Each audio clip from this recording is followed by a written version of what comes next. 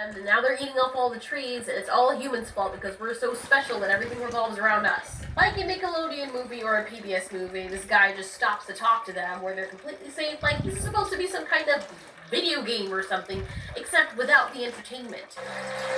I can protect these trees against greedy lumber companies and bad campers who start forest wildfires, but it's impossible for me to defend them against global warming.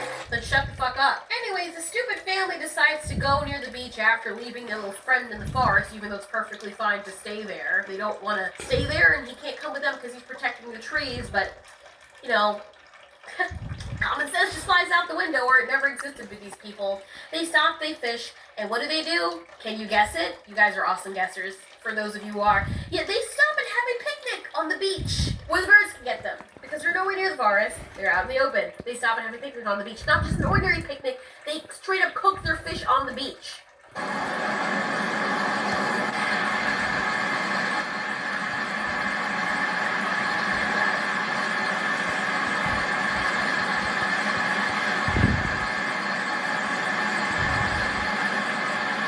About you, but something tells me this is going to attract predatory birds like eagles who hate people. And there's a little bit of inconsistency there because the guy said they're just attacking people in their cars and people at gas stations. Clearly, every time these people were not in their cars, they were getting attacked anyway. They were attacking motels, they were attacking people on foot. So what is it about these people that makes the eagles want to kill them so much? I think I have a clue. Maybe the eagles feel sorry for them because of their perpetual stupidity, and they realize that natural selection is not doing its job, so they're going to go ahead and help. Yuck, I want Happy Meal. Me too. No, you guys, there's no Happy Meals right here. Try to see me, it'll be really good. Oh, no, I want a Happy Meal. Risking my life to keep you safe. You're telling me you want a Happy Meal and telling me ew? Really, bro? How about you become food for the birds? I'm getting too personal. Why is it so personal? It's not that serious. You'll never forget who comes in to save the day. Oh yes, our badly rendered eagles.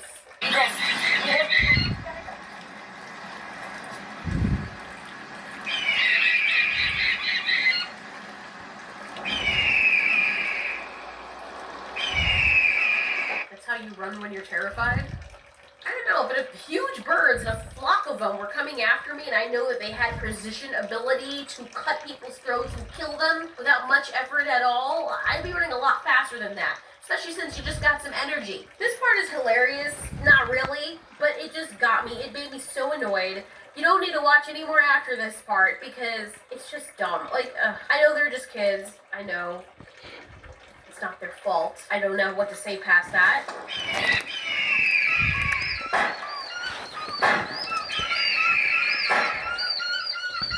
By the way, that noise is done by a red-tailed hawk, not an eagle. What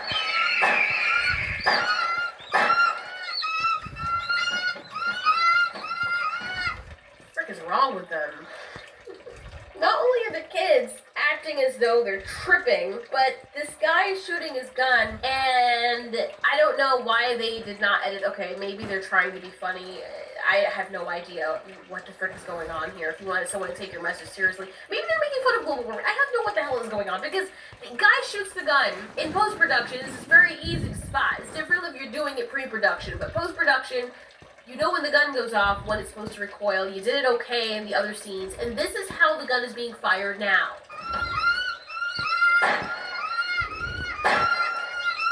Two of those times when he recoiled the gun, supposedly, he was supposed to fire, or at least you should have seen fire coming out the muzzle, whatever. It didn't, so. On that note, I think I'm good. My brain is nice and toasty now. Holy crap, this is so bad for you health-wise. God. Oh, I can't even talk. I've completely forgotten how to use half of my vocabulary. Thank goodness that is over. For those of you who are like, watch the sequel. You watch it. I'm not subjecting myself to that again. That's way too much. Way too much. I mean, if you guys really want me to watch that, this video would have to be crazy, which it never will be, but it would have to be crazy views where I'm like, okay, now I have to pay them something back. But that's never gonna happen. and don't try to make it happen just to make me suffer. There's so many other different adventures that we can go on, and I am dreading every single one of them, but at least it won't be the monotony of whatever this dumpster fire. I never want to hear of this movie ever again. I don't want to see eagles for a good month.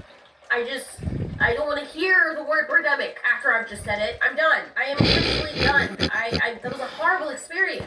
Freaking horrible. Anyways, give me a second.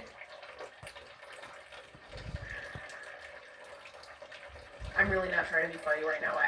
I literally am at a loss for words. Like, after you watch something like that, it's like you regress. Like, you're forgetting how to talk. Or that part of your brain that had to preserve itself by shutting down momentarily. That's responsible for speech. That's just completely handicapped. Anyways, what was I gonna say? I don't even remember. God damn it. I'll write it in the comment if I do. Thanks so much for watching. This has been... Thanks so much for watching.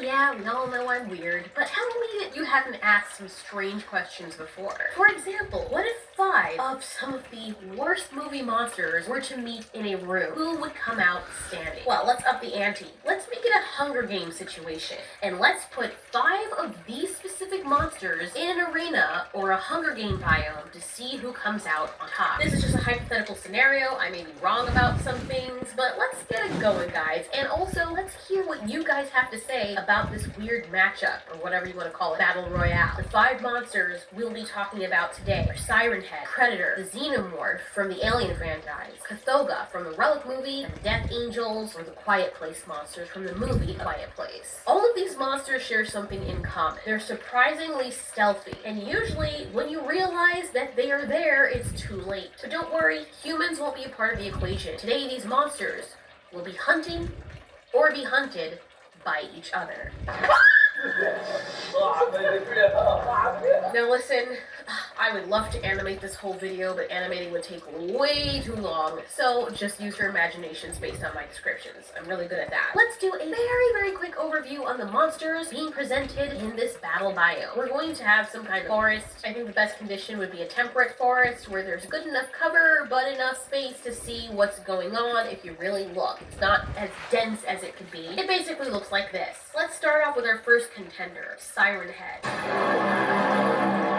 We've done videos on Siren Head, and you guys have seen probably a million videos on this monster, but this monster is particularly creepy because he stands at around 40 feet tall, but he has the unique ability to blend in with his surroundings and change his physiology. He camouflages in particularly well with trees and other tall objects, and even bits of furniture. In this case, our guy would probably transform into a tree or hide himself so that his body looks like a tree trunk. He's great at morphing into inanimate objects. When his creator, Trevor Henderson, was asked whether or not Siren Head could even resemble tech from the 90s or the 2000s in ancient times, let's be serious, it's going to resemble whatever the people of the time are used to seeing. He responded by pointing out that the form that we see of Siren Head now might be the most recent form, or a slightly outdated form of something that consistently changes. It is said that Siren Head also changes itself depending on the era it is in order to blend in more easily, or that what we see is not its real form, but the closest thing the human mind can associate it with, which is freaking creepy.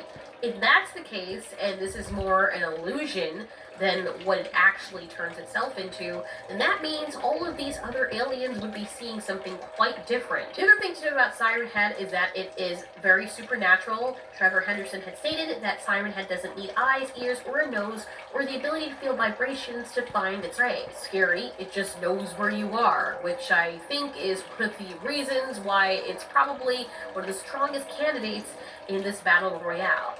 Last thing to note about Siren Head, the reason why it is also doubly as creepy is because it can mimic basically anything. To us, it can mimic the voice of your loved one and is thought to be highly intelligent. Let's move on to Predator.